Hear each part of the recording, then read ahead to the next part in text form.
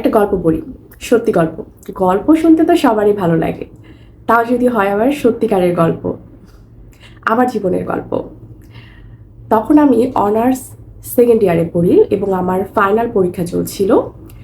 যেদিন আমি পরীক্ষা অ্যাটেন্ড করতে যাব, মানে যেদিনের ঘটনা আমি বলছি, সেদিনের আগের দিন আমি খুব লেট করে ঘুমাই, যার কারণে সকালবেলা হঠাৎ করে আমি উঠে দেখি ঠিক 10টা বাজার 5 মিনিট বাকি আছে, আর 10টা 30-এ আমার অনার্স পরীক্ষা। এবং আমি যেখানে অবস্থান করছিলাম সেটা ছিল গুলশান এরিয়াতে, এবং আমার পরীক্ষা কেন্দ্র ছিল লালমাটিয়াতে, ধানমন্ডি লালমাটিয়াতে। যারা এখানে জানেন তারা তো জানেন রুটটা কীরকম ছিল।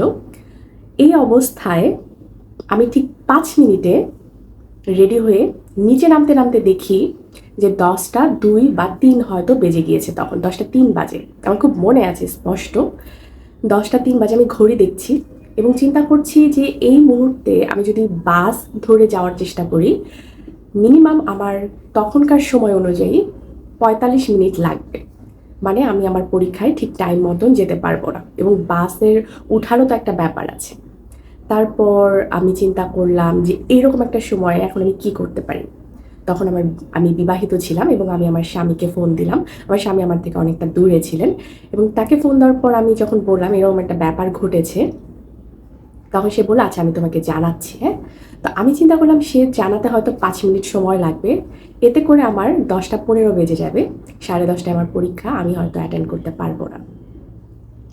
মানে সেরকম একটা সময়ে আমি সিদ্ধান্ত নিলাম যে সিএনজিতে করে গেলেও অথবা পেতেও আমার সময় লাগছে, এই ক্ষেত্রে আমি একটা বেস্ট অপশন নিতে পারি, বাইক। তখনকার সময়ে পাঠাও এতটা অ্যাভেলেবল ছিল না, কিন্তু মানুষ তো বাইক নিয়ে চলাফেরা করতো, সেই চিন্তা করে আমি ভাবলাম যে একটা বাইকে করে যদি আমি পৌঁছাতে পারি, কেউ যদি আমাকে লিফট দেয়, সেক্ষেত্রে হয়তো বা আমি পরীক্ষাটা অ্যাটেন্ড করতে পারবো, আদারওয়াইজ আমি পারবো না। যেই চিন্তা সেই কাজ। তখনও 10টা 10 অলরেডি বেজে গিয়েছে। আমি দেখলাম তাৎক্ষণিকভাবেই একটা বাইক আমাকে ক্রস করে যাবে, এরকম একটা বাইক আসছে। আমি আল্লাহর নাম নিয়ে লোকটাকে হাত দিয়ে ইশারা করলাম, এবং লোকটা আমার সাথে সাথে না থামালেও কিছুটা দূরে যেয়ে থামালেন এবং আমাকে ডাকলেন যে আপনি কিছু বলতে চান। আমি বললাম হ্যাঁ, আমি একটা সাহায্য চাই, এরকম ব্যাপার, আমার পরীক্ষা 10টা 30-এ, এখন অলরেডি 10টা 10 বেজে গিয়েছে। আপনি যদি কষ্ট করে আমাকে লিফট দিতেন তাহলে হয়তো বা আমি পরীক্ষাটা অ্যাটেন্ড করতে পারতাম, এটা আমার ফাইনাল পরীক্ষা। এরকম একটা ঘটনা আমি তাকে বুঝায় বললাম। তো তখন বললেন যে আমার তো অফিস আছে, আমি অফিসে একটু কথা বলি, তারপর আপনাকে জানাচ্ছি। পরে উনি অফিসে কথা বলে আমাকে যথারীতি উনি লিফট দেন, এবং একদম ঠিক টাইম মতন, বলতে গেলে 10টা বাজার 3 মিনিট, মানে 10:30 বাজার 3 মিনিট আগে আমি পৌঁছে গিয়েছিলাম। এবং আমি যথারীতি তাকে নেমে ধন্যবাদ জানাই। তিনি যেহেতু বাইক চালাচ্ছিলেন, তিনি হেলমেট পরা ছিলেন, সুতরাং আমি তার ফেসটা দেখতে পারিনি। আমি তাকে ধন্যবাদ জানিয়ে চলে আসি, এবং পরীক্ষার পরে আমার কাছে মনে হয়েছিল লোকটাকে দেখে রাখতে হয়তো ভালো হতো, হয়তো কোনো একদিন দেখা হয়ে গেলে উনি আমাকে যে এত বড় একটা উপকার করলেন মনে থাকতো, অথবা তাকে ধন্যবাদ জ্ঞাপন করতে পারতাম। আজকে এত বড় একটা ঘটনা আমি বললাম, জানি না কয়জন ধৈর্য সহকারে আমার এই ঘটনাটা শুনলেন।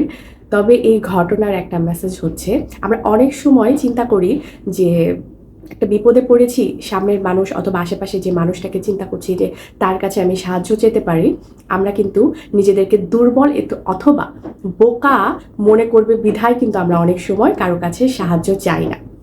দুর্বল অথবা বোকা মনে হবে বলে আমরা অনেক সময় আমাদের সাহায্যের কথাগুলো আমাদের অপর মানুষকে বলি না।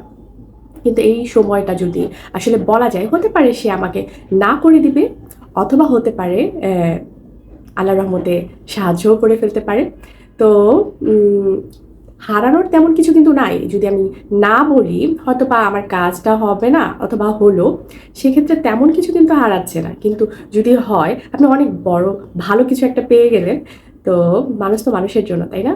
এই ঘটনা তো আমাকে অবশ্যই মনে করায় মানুষ মানুষের জন্য। কারণ যে ঘটনাটা আমি আজকে বললাম, ঘটনাটা অনেক পুরনো একটা ঘটনা, কিন্তু এখন পর্যন্ত আমার লোকটার প্রতি এক ধরনের সম্মানবোধ আসে এবং আমি আসলে ওনাকে ধন্যবাদ জানাই। মানে মনে করার সাথে সাথেই মনে হয় যে লোকটা যেন আল্লাহ ভালো থাকে, সবসময় সুস্থ থাকেন। হ্যাঁ, তো এই মেসেজটাই ছিল আমার, যে মানুষ মানুষের জন্য এবং আসলে আমাদের একজন আরেকজনকে এভাবে করেই সহযোগিতা করা উচিত।